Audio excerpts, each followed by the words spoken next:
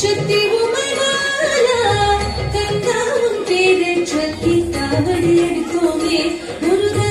காவடியை ஏந்தி கெட்டு சேவடி நினைத்தோமே வெற்றி வடிவேலா சக்தி உமைவாலா கந்தாவும் பேரை சொல்லி காவடி எடுத்தோமே முருகா காவடியை ஏந்தி கெட்டு சேவடி நினைத்தோமே